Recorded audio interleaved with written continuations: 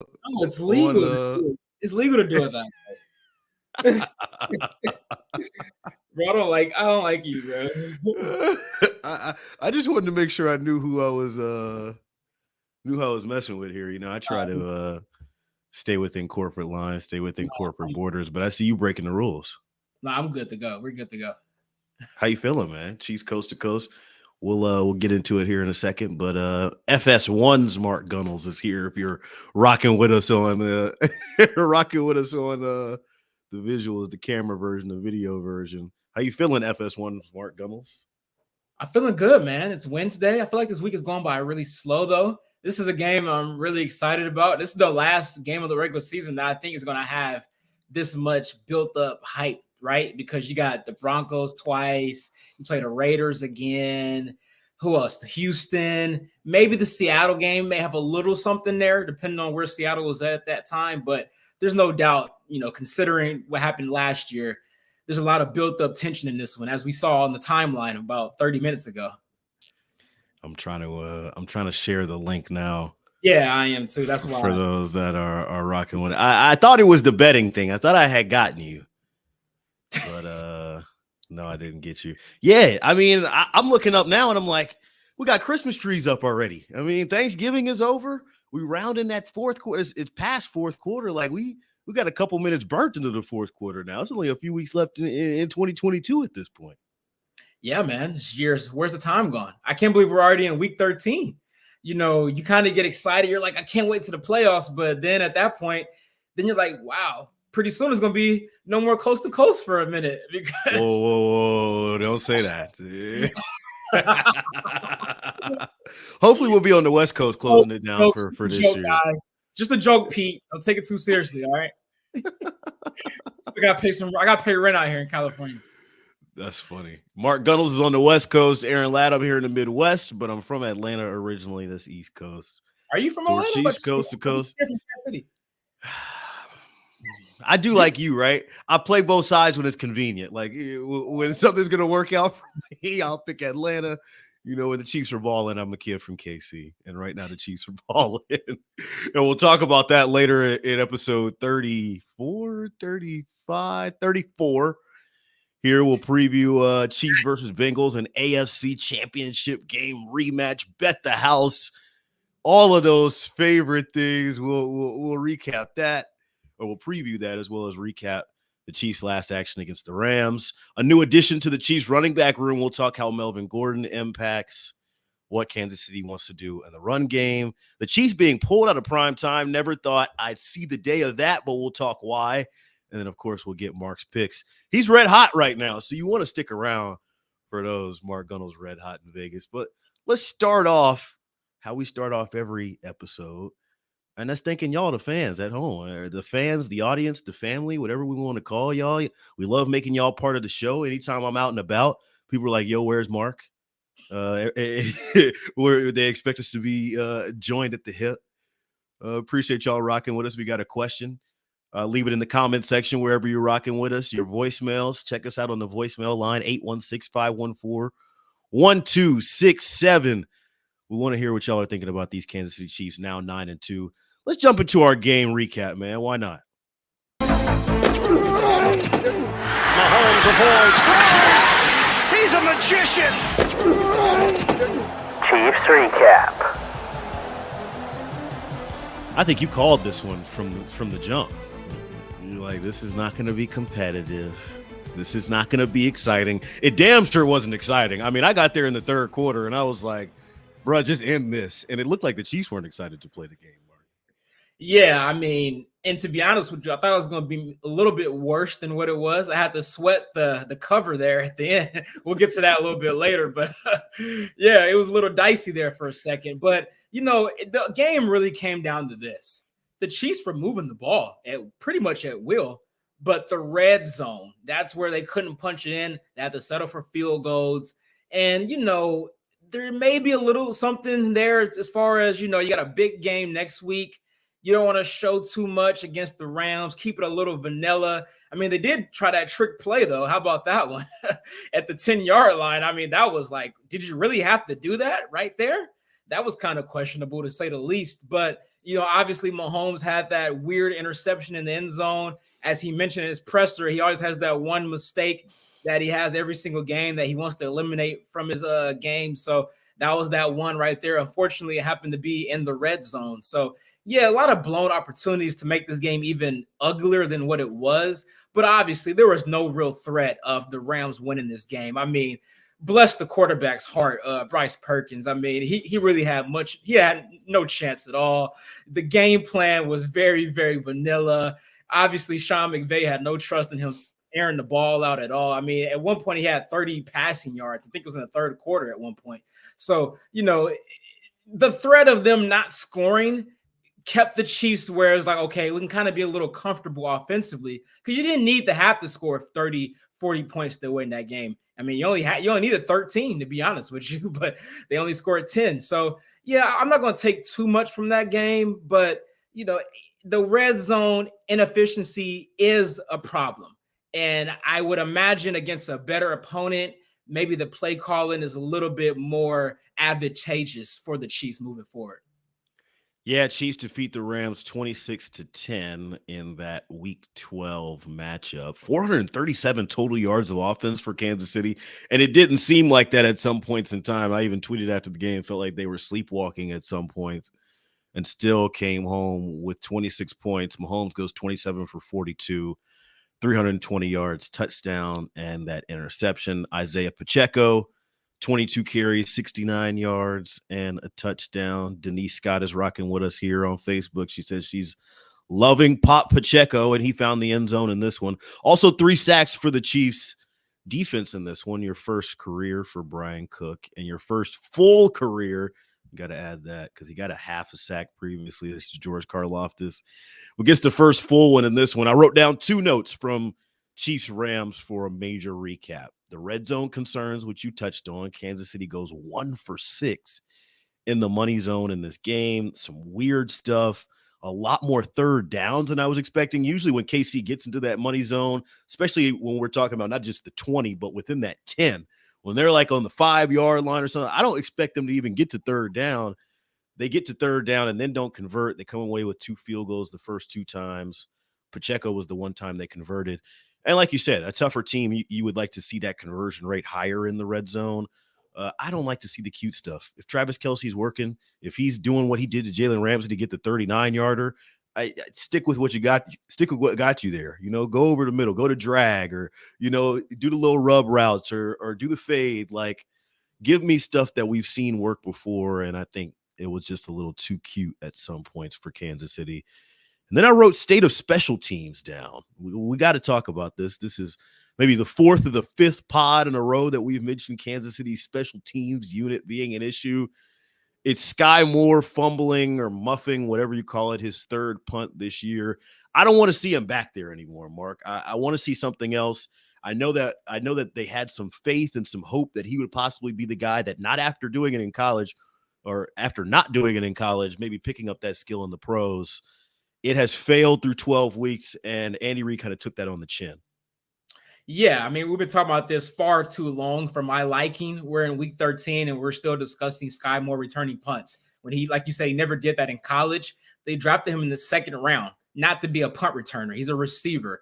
So in hindsight, now that we know what we know after what Andy Reid said this week, I'm glad that he muffed that punt on Sunday because at least he did it against a team where you knew they weren't going to do anything with it.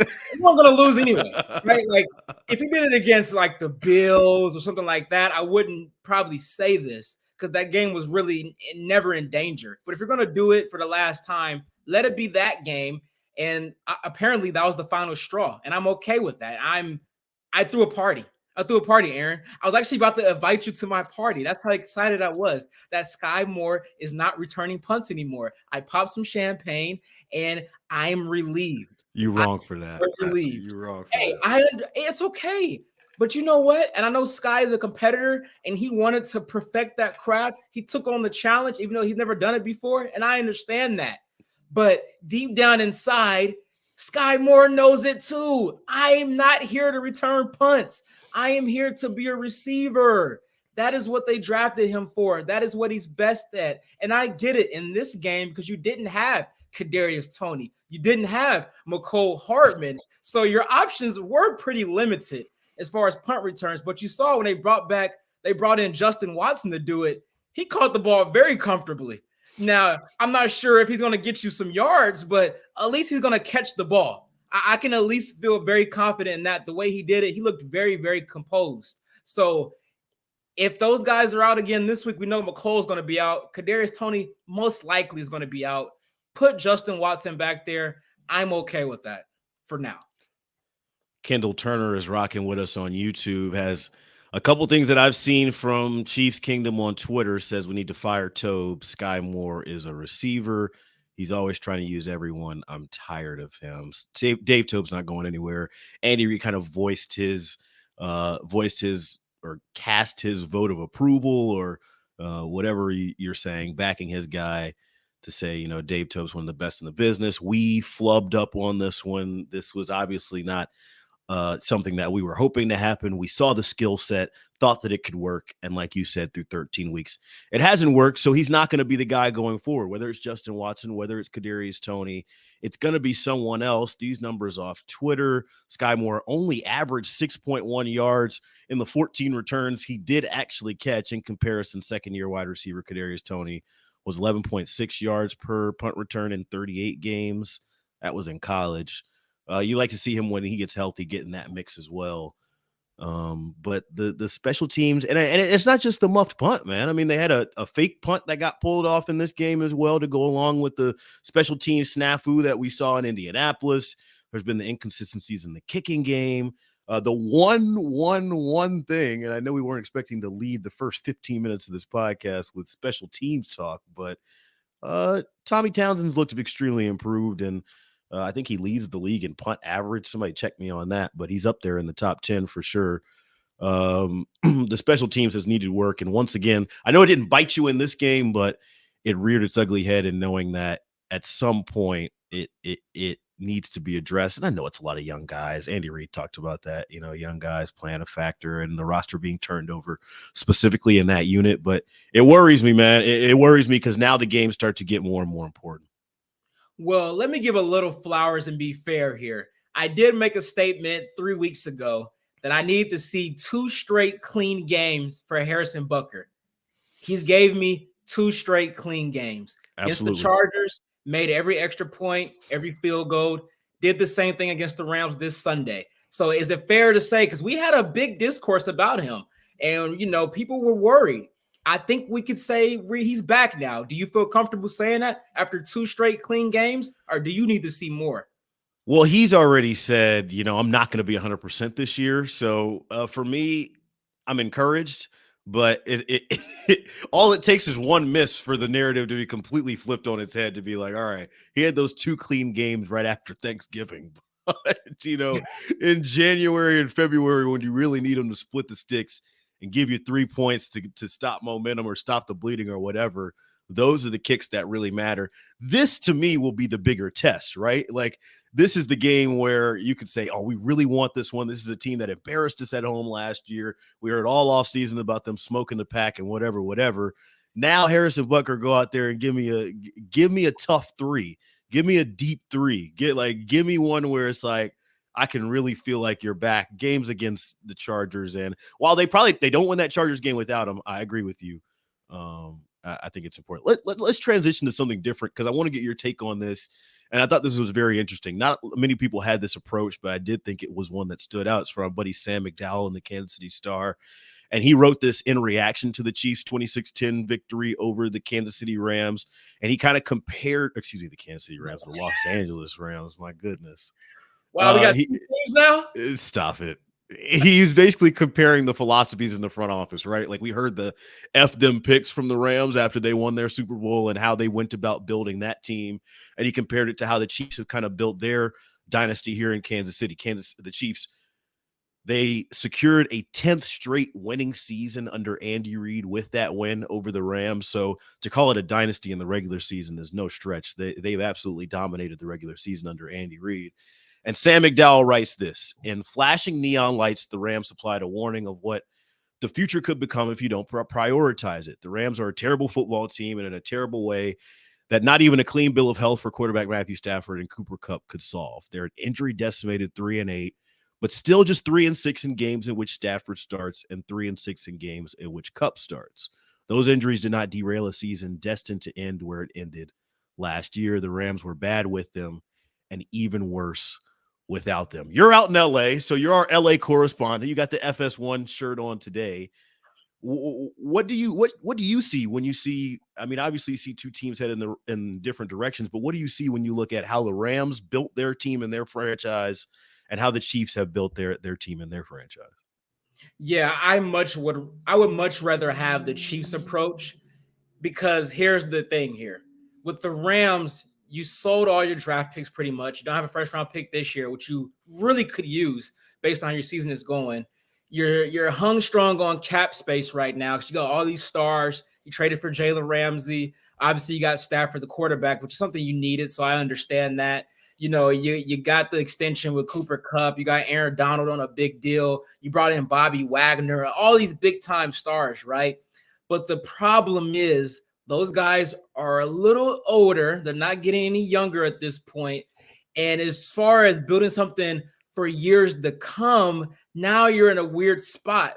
Whereas the Chiefs, they traded away their most dangerous weapon, Tyreek Hill, and brought in more picks. You saved a lot of cap space, and they still have the chance to win a championship despite that. It's one of those things where you ask yourself this: would you rather, let's say, there's no guarantee, but let's just say hypothetically, because the Rams did win. If I tell you right now, I guarantee you win one Super Bowl this year, but after that, it's going to be some dark years. Or would you take the approach of, I can't guarantee a Super Bowl, but you'll be in contention for the next 5 years with a chance to win it? I would rather take that approach with the chance to win it versus the one guaranteed when I could potentially win multiple, especially when I have Patrick Mahomes at quarterback. You have the luxury of doing that because now you can kind of put more on his plate versus other teams, right? That have like a Tua, for example. You have to get a Tyreek Hill in there to compete for a championship because Tua, in my opinion, is not a quarterback that's going to uplift the talent around him. The talent around him is going to uplift his play. And we're seeing that this year when you got Waddle paired with Tyreek Hill and you bring in Mike McDaniels. With Patrick Mahomes, he uplifts others. And we're seeing that this year. And he's the clear favorite right now to win MVP without Tyreek Hill. I'm a big fan of Dan Le Batard, and he always talks about teams in professional sports having to win in the margins. Everybody's competitive. Everybody's talented. All these teams have insane scouting departments, and you can find guys and do this. Everybody's got the money to be able to spend, and everybody's playing with the same salary cap. But in order to have sustained success, there we go, it takes the ability to win in the margins. You think about how successful New England was under Tom Brady. Obviously, it was having the coach right and it was having the quarterback right, but it was also the series of little moves that you made in between. You know, the draft pick, the fifth rounder that came in and played 15 games for you and started, or, you know, the trade that flipped you to get an extra conditional draft pick, or having guys convert salary so you can bring different guys in. You know, those small moves and the series of small moves that are made over a year help you win championships just as much as having a Patrick Mahomes does. And I know that sounds crazy, but it's real. I think about the Tyreek Hill move and how that was such a clear example of that, of Kansas City saying, you know what, we're not going to be able to pay him this money over a long period of time and consistently win with having the same roster we would if he was here. So we ship him off and get the picks back. I look at that in comparison to the Rashad Fenton move that happened a few weeks ago. I remember coming onto this pod and saying, hey, man, I mean, this is a classic Brett Veach move to begin with. They're going to invest in these young guys. These young guys aren't going to be at the same level to where Rashad Fenton is now, probably, but they take their lumps, they learn, they go out there, and then you get the pick back in return, and it kind of levels out. Like, Kansas City has done such a great job at the little moves, the series of little small moves to invest in your future. It has clearly set them up for years and years and years of success. And none of that has to do with 15. I mean, obviously, it has a big part to do with him playing under center, and that's the framework or the glasses that you see all of your moves through, the prism in which you see all your moves through, is having Mahomes under center. But the philosophy is, the future matters. And McDowell kind of proposed that in this KC Star article. And I thought it was interesting.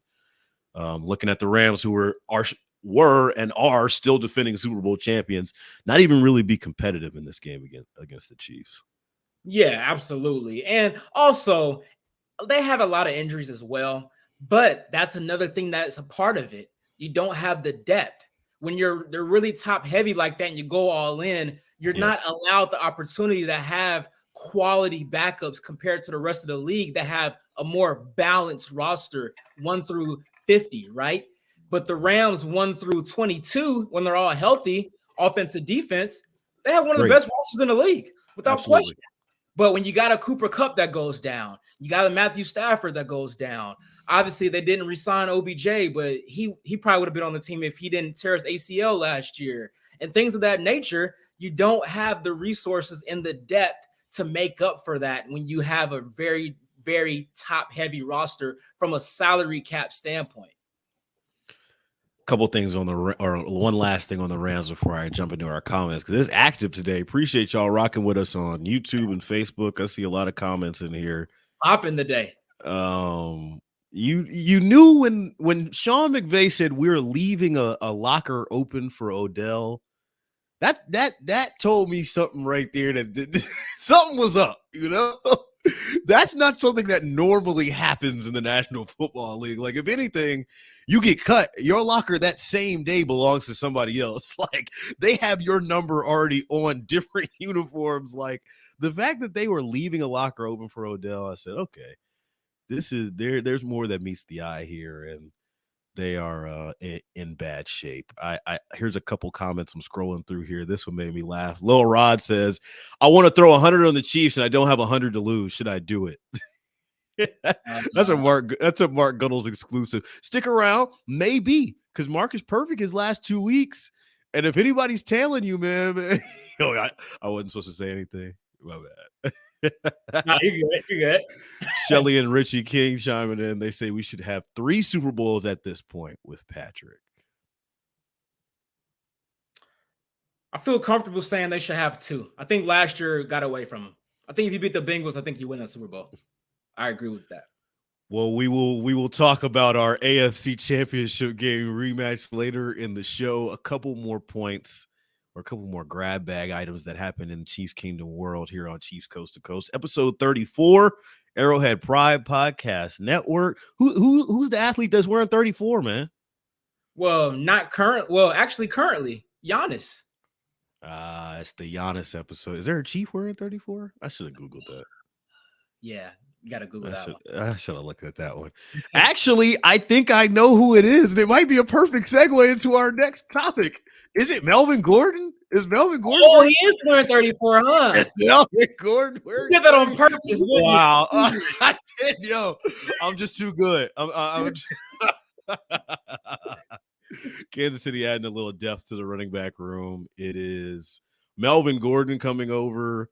And I believe the phrasing of it was it's a practice squad deal with the understanding that he'll come up to the active roster at one point. This tells me a couple things.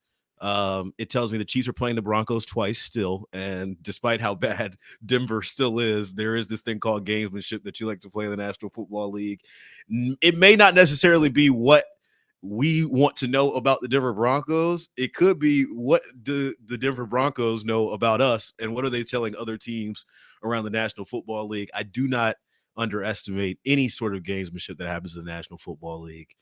So I think that's part of this move. I also think it could be telling us something about CEH's ankle.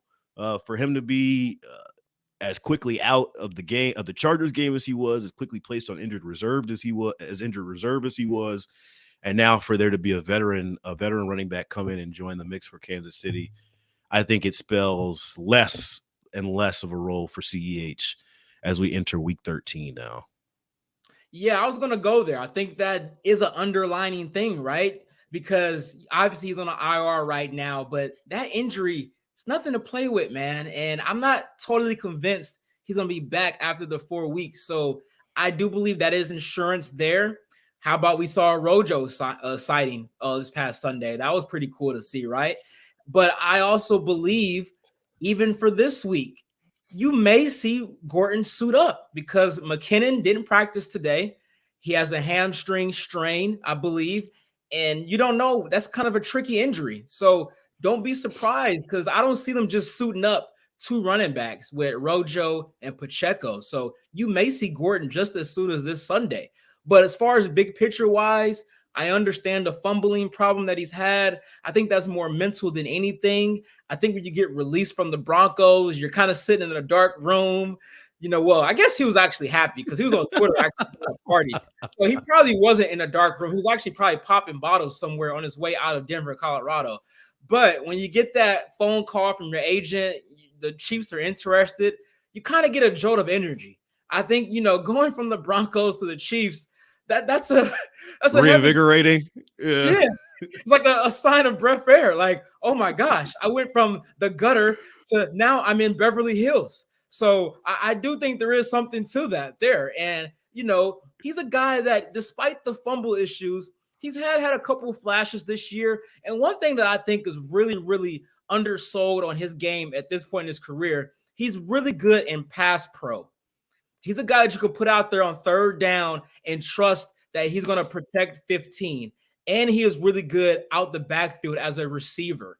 So those are two things that I think could bode well for the Chiefs if they were to move to use him later in the season. But this running back room is very, very heavy right now. I think there's only two guys that we feel confident in that are going to be there every single week, and that's Pacheco and McKinnon. After that, I think it's a complete toss-up. You mentioned pass pro. That's the area of the game that we've seen Isaiah Pacheco, I wouldn't say struggle in the most, but maybe as a rookie, taking him the most time to get his footing in, especially I think back to that Derwin James play in SoFi a few weeks ago.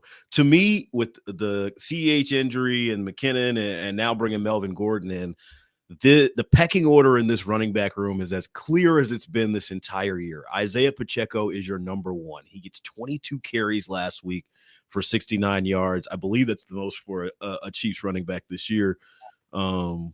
He's your one. McKinnon, when he is healthy, if he's not practicing on Wednesdays, whatever, he's your change of pace guy. He's your two because he's been there. He's been there. Of all the guys who are there, he's the one that's been there the longest and went through camp and whatever, the veteran presence.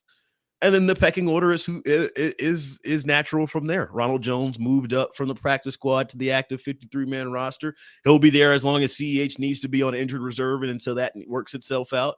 And then Melvin Gordon will come up in spells. It wouldn't surprise me if Melvin Gordon was inactive or didn't play until then, until it necessarily needed to be. He's going to be behind glass and kind of just a break glass of emergency type of guy. But for a unit that's been as murky as it has been, and we've been guessing and trying to play games and figure out who's this and who's that and what does this mean, now it's as clear as day who's getting what and what's going to be happening when. Yeah, absolutely. I mean, the only question mark, as you pretty much alluded to, is who's that third guy. I think right now, as you mentioned, it has to be Ronald Jones by default, but he has to be thinking, damn, as soon as I finally get in the game, they signed Melvin Gordon. Like, he has to be thinking, right? Like, am I just not good anymore? they bring in another running back. So if you're him, he has to be thinking that, right? Another guy who's probably thinking, am I just not good enough anymore? Broncos quarterback Russell Wilson. He was supposed to be on the billfold opposite QB1 quarterback Patrick Mahomes for Sunday Night Football in Week 14. That game has since been flexed out. We heard rumblings of this for a while. I obviously am a company man, KSHB 41, the NBC station here in Kansas City. So I was crossing my fingers. I mean, I want the Chiefs on our air as I'm greedy. I want them to play on 41 every week. But this one, it didn't really did it really deserve primetime billing, honestly? No, but it's Patrick Mahomes. But that just shows how bad the Broncos are, right? Because it had to take something so dramatic for them to take off Patrick Mahomes on primetime. And it had to be that the Broncos are the worst offense in the league. They only average 14 points a game. And it's crazy because they have the number 1 defense in the league. If they were just a competent, average, just competent, they would be right there with the Chiefs in the AFC West battle right now because their defense is that good. But their offense on the flip side is just that bad. It's ugly, man. It really is. It's really sad. So the Chiefs moves out of prime time. It is Dolphins Chargers, I believe, in that slot now. So yeah. Mark Gunnels wins either way. I mean, legitimately, Broncos country. Let's hide. Well, not only are the Broncos one of Patrick Mahomes' sons, but he also welcomes another son into the world this week. It's Patrick LaVon Bronze Mahomes III coming in at 7 pounds 8 ounces, announced Monday on social media. It was cool to see, man. We knew it was going to be. We knew number 2 was on the way for a while. He and Brittany have been teasing 2 for a while. I saw some rumblings on the Twitter streets that she was in labor while the Rams game was going on. She had to step on to Twitter to dispel the rumor. I mean, it was a mess. News travels fast around KC, and then Monday we get the news. Cool to see. Congratulations to Patrick Mahomes and Brittany and the Kingdom. I wrote today on Arrowhead Pride. I don't know when it's going to get published, but you can never have enough Patrick Mahomes. And the Chiefs add another. Well, yeah, he'll be the next Chiefs quarterback in 20 years when Patrick Mahomes the second is done, calling it a quits. So yeah, man, it's good to know that you have your next quarterback in line already. Can we talk about your tweet, or is that off limits? No, go ahead. I knew you were going to bring it up. Lord of mercy. Here we go. Okay. I don't know what you said verbatim. I just know you mentioned Lee Summit and Independence and the comparisons. And I was like, that's kind of off, Aaron, because it kind of seems like you were hinting that Independence was like this nice place, like Lee Summit is, like the suburbs. Independence is really grimy, actually, Aaron. And when I saw that tweet, that confirmed to me. And I was going to quote tweet it, but you know what? I'm a good friend. I'm not like you. You quote tweet me to bring the people at me. I could have done that so easily and had you ratioed, but I literally said to myself, you know what? He's already getting it bad enough. I'm not going to add to it. But that tweet right there showed me and proved that why you can never say you're a kid from Kansas City, because you were so off base with that, man. It was funny. I had people texting me about it, like, what is Aaron talking about? I should have said Raytown, and I admit, no offense to anyone, it was a bad joke. I shouldn't have got it off. Everybody was like, "Wow, you're hating on Bronze already." I love Bronze. I thought it was hilarious. It brings me back to my umpiring days. I was a youth baseball umpire in college. I didn't know that about you. That's okay. Yeah, I was youth in Columbia, Missouri area. So we'd have a bunch of like travel teams come down from KC area or whatever. All their walk-up songs were, KC Mo Anthem or something Tech Nine related. And their names were all something similar to Patrick Mahomes III. It was a bunch of Turners, Tuckers, Brady's, and Bronzes. So I fired off the tweet, and it didn't land as eloquently as I thought it would have. But shoot or shoot, I got right back up there, fired up a couple more, and got back on D. Yeah, it's all good, man. Players mess up sometimes. It's all good. That's like my one bad tweet to your 30 for this season, I guess. Oh, stop it. Don't make me dig up some tweets now. I'll find something. Let's get to our game preview, man. Stop it. You can't do this. You can't escape. You can't make these plays. You can't make these throws. Come on, give us a sneak preview. Chiefs preview. Salute our guy Kramer Sandstone stepping in. Serta's on the IR temporarily, so Kramer steps right in. No problem. Appreciate y'all rocking with us. Chiefs coast to coast. We're previewing Chiefs Bengals. It's the 9-2 Chiefs facing off against the 7-4 Bengals. 325 kick. I even got the weather in here, man. Mostly cloudy. High of 42 with a low of 27. Chiefs are favored by 2.5. And it's 2 teams on winning streaks, Mark Gunnels. Cincinnati's won their last 3 in a row, and Kansas City have won their last 5 in a row. One last thing before I toss it over to you, and we got a couple sound bites in here too.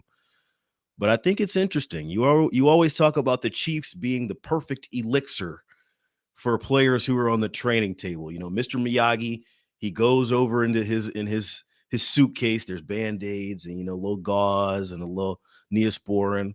And then he's got a little Kansas City Chiefs. He pulls it out of the briefcase, rubs his hands together like this. He puts it on Joe Mixon. He puts it on Jamar Chase. And then all of a sudden, oh my goodness, they're slated to return. It's crazy how that works. Both of them look like they'll come back and play for this one. A lot of layers to peel back from this onion, but when you see this one on the calendar, especially this Sunday, what are your early reactions, Mark Gunnels? Yeah, so obviously in this matchup, well, I'm not going to say obviously because people may not know I feel this way, but I have a lot more respect for the Bengals than I did last year. Wow. There's going to be no bet the house. I'm just a little sneak peek there before we get into the gambling part of this show. No bet the house bets, but yeah, with that being said, the Bengals are really good. I said basketball. Oh, my gosh. Well, they kind of play like basketball because Joe Burrow throws up these jump balls and Jamar Chase, T. Higgins, Tyler Boyd. They go up and snatch them, man. They're the best receiving core in the league. So obviously it's going to be the toughest challenge for this young DB room, obviously, you know, with Trent McDuffie, Jalen Watson, and Joshua Williams. It's going to be a tall task going against these guys for sure because they are not scared, especially when they see one-on-one coverage. Joe Burrow has a lot of trust in his guys that they're going to come down with the ball if he just gives them an opportunity. So I'm really curious to see that. I'm curious to see how much Spags plays guys on islands. I'm hoping he doesn't as a Chiefs supporter, but we know Spags sometimes can get a little arrogant and bring the house, play cover zero, leave his guys on the island like we saw before halftime against Buffalo, right? When you had, well, I think it was Gabe Davis or Stephon Diggs got that touchdown right before half, when you could have just played soft coverage and just played to the field goal. But no, he got greedy, wanted to get a sack, push him out of field goal range, and it burnt you. I don't think you should do that in this matchup, especially when you have three legit receivers who could be ones and twos on pretty much every single team in the league. So curious to see that. And also, going back to the playoff game, I know Chris Jones has been itching at the bit all summer because he had those missed sacks on Joe Burrow. He already has as many sacks as he did all of last season. He's been a guy playing on a mission. I think he should be in DPOY consideration. I got him third right now behind Micah Parsons and Matthew Judon, but he should definitely be in the conversation. But bringing Joe Burrow down in this game will be crucial. You know, making them punt the ball, getting off the field on third and long. Those are going to be the key things. And obviously, red zone efficiency. You can't kick field goals against this Bengals team. Going to have to punch it in and get 6. Kendall Turner's rocking with us on YouTube. They say, yo, we about to beat them like they stole something. They couldn't win a Super Bowl. And Burrow showed up in that coat like he was going to win a Super Bowl and lost. They too cocky. 45-24 Chiefs. I say Pacheco's getting 150 yards, 2 touchdowns on the ground. Wow. 80 yards receiving and a touchdown through the air. I thought you were a Chiefs fan. Kendall Turner is a really big Chiefs fan. I do want to focus a little bit more on last year before previewing this year's game because you touched on it in the opening. You said I got more respect for this Bengals team this time around. They got 2 guys on the outside who could be number 1 wide receivers on any team. Joe Burrow is a top-tier quarterback, which he's kind of shown us this year after a sloppy start to the season in week 1. And I wonder if the motivational impact gets you through all 4 quarters. To me, the motivational impact, you know, that's something that works in an offseason workout. That's something that works when, you know, you're in pregame warm-ups or maybe the first quarter, first drive type thing. But when you have a team as talented as the Cincinnati Bengals is, you're going to need to execute. It comes down to execution.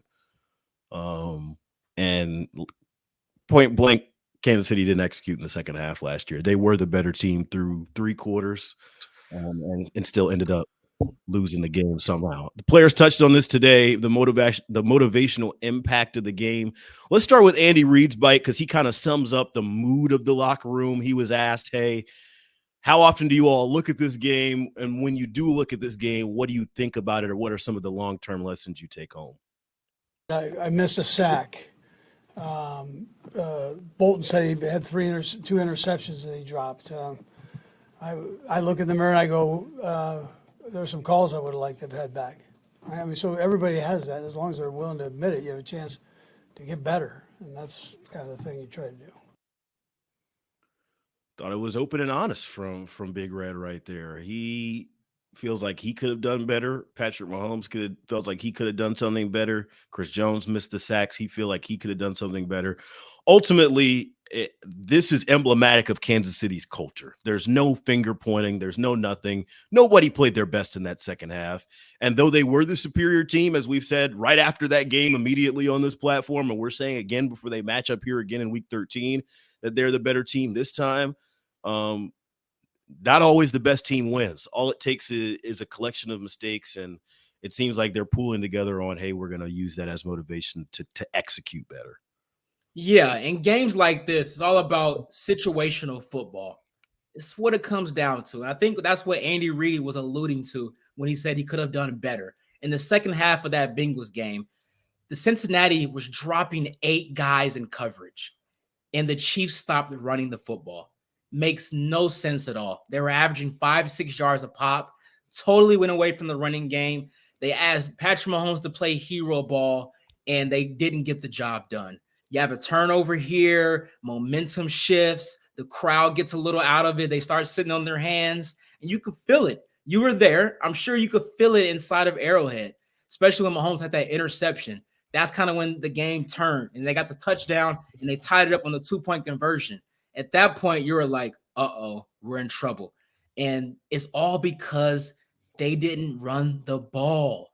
You run the ball, you get them out of that 8 drop, you force a couple guys to come up, then it opens up things down the field. I think the Chiefs got a little too arrogant, got a little too cocky there, had the lead, thought they could just keep pouring it on through the air, and it came back to bite them. And I think that was the ultimate humble pie that the Chiefs probably ultimately needed moving forward, right? Because now you got a guy like Pacheco who had 22 carries last week. In the last 3 games, he's had north of 15 carries in each game. So I think he's a guy that they really have trust in. And I know Andy Reid has a reputation of going away from the running game, but when he has a guy that he really, really likes, he's not afraid to keep going to him. And I think we're starting to see that with Pacheco. I think it's coming at the right time going against a team like the Bengals, who I mentioned, played just pass coverage and dared you to run, and you didn't do it.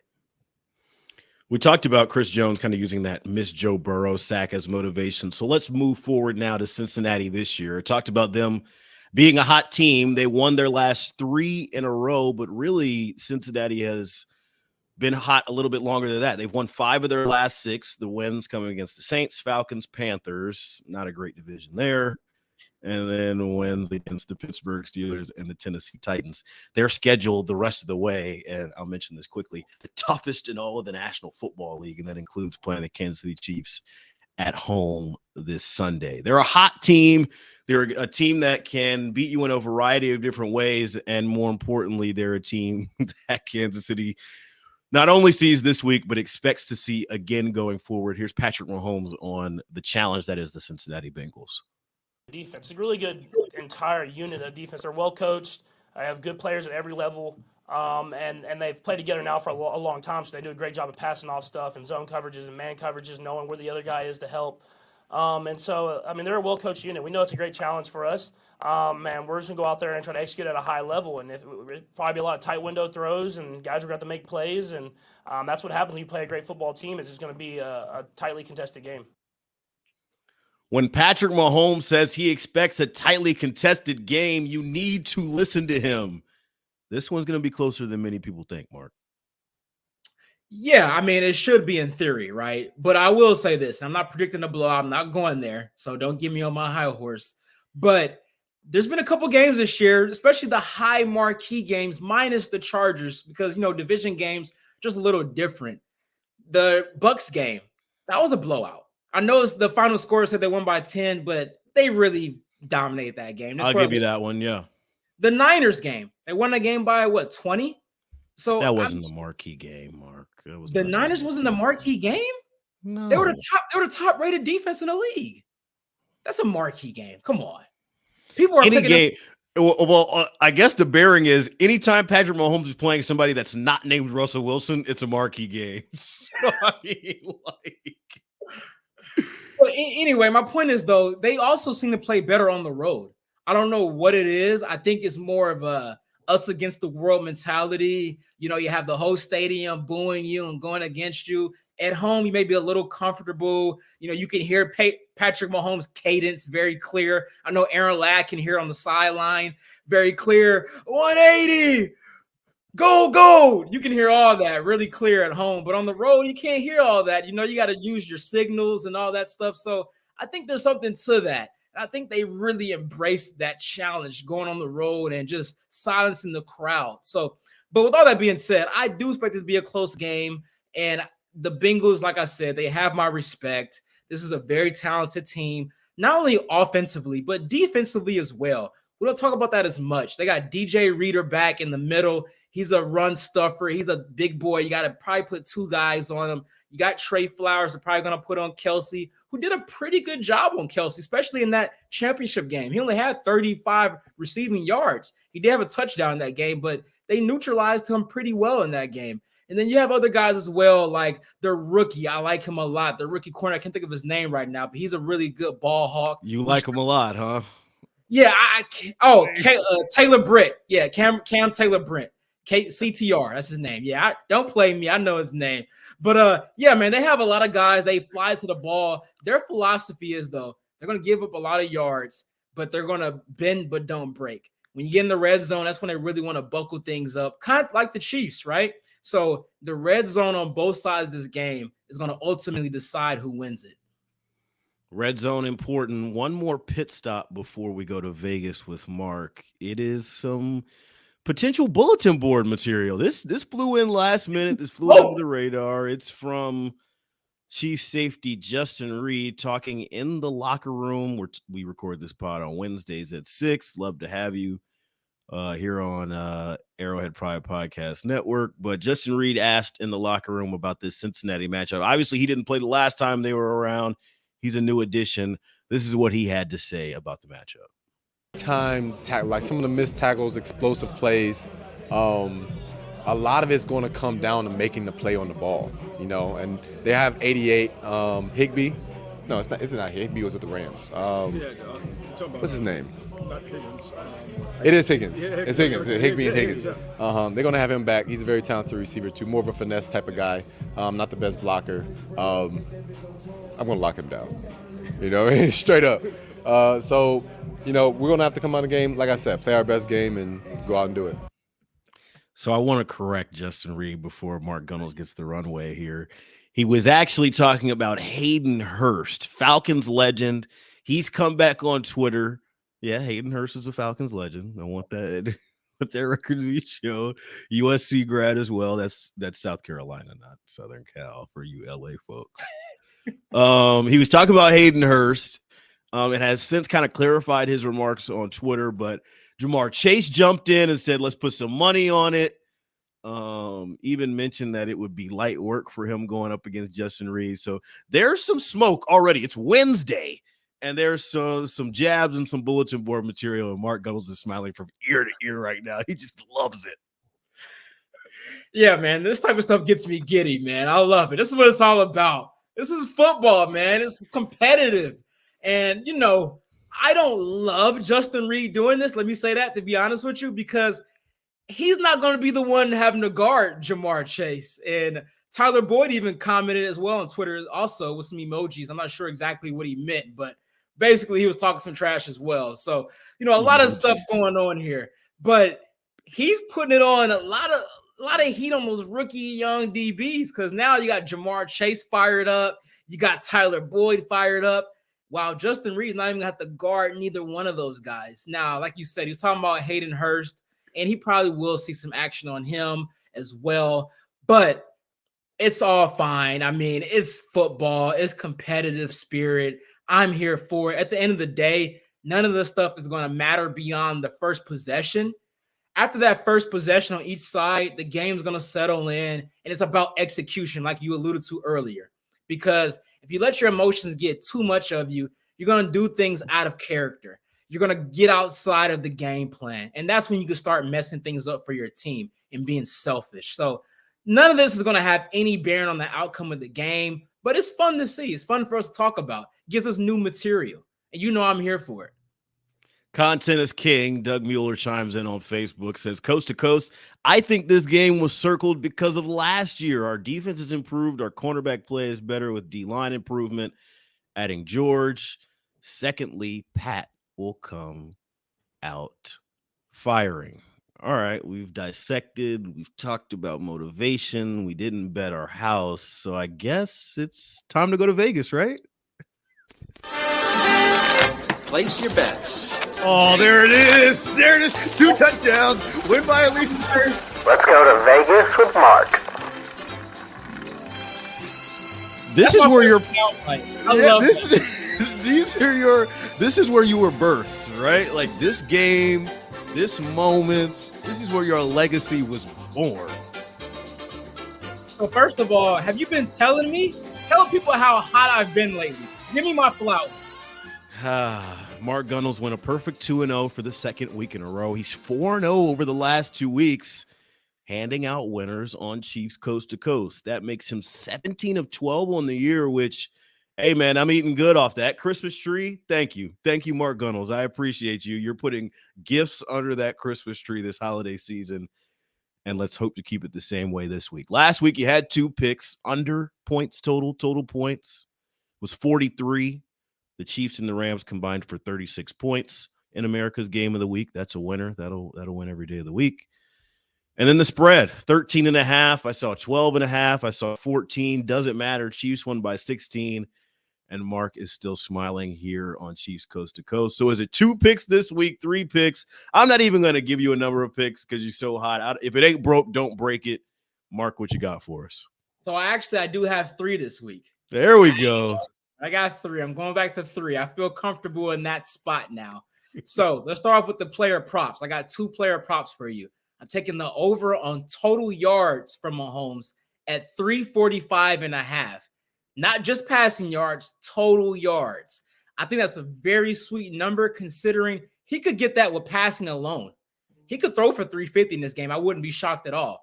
And when you factor in him probably running for at least maybe 20 to 25 yards. He's been doing a little bit more running lately. I feel very comfortable at that number at 345.5.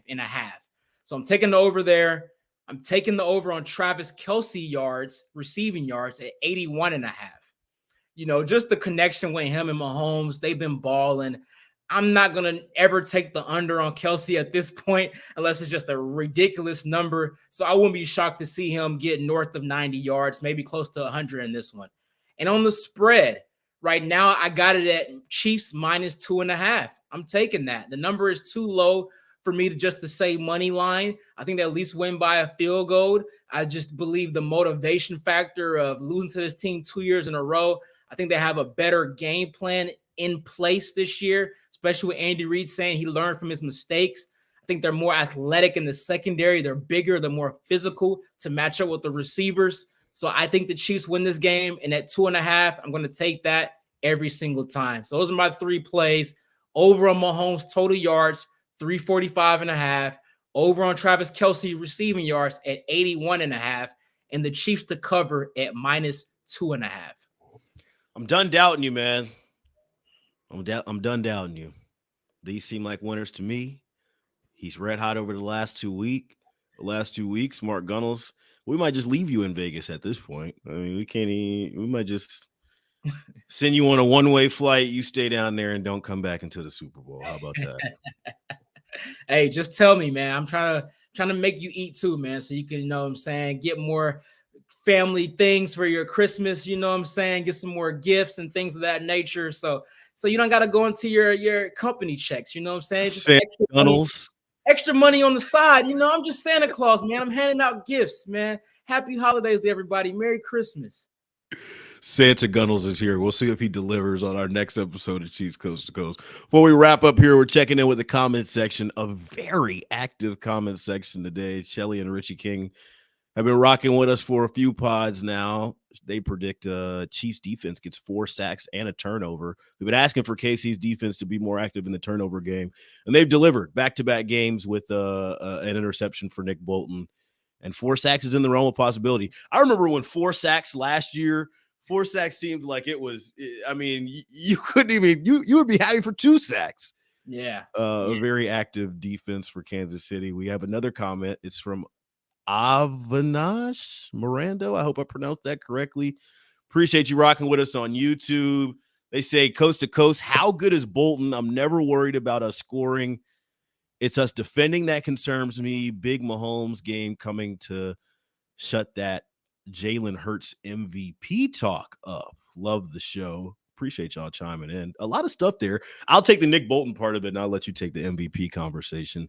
I was loud and wrong on Nick Bolton. If you follow me on Twitter, I'm a Mizzou guy, obviously, but I was chiming in with everybody who thought he'll be too downhill in a pass-first division and too slow to make the first step. All those things we heard about him. He's slimmed down since he came out of college. He's embraced the role of being the green dot on defense and getting everybody in the right position pre-snap. And then once the play gets going, man, I mean, the violence and physicality, the rally to the ball, the athleticism to make the plays, forced fumble in that Chargers game as well. It's not just about getting there, but what you do when you get there as well.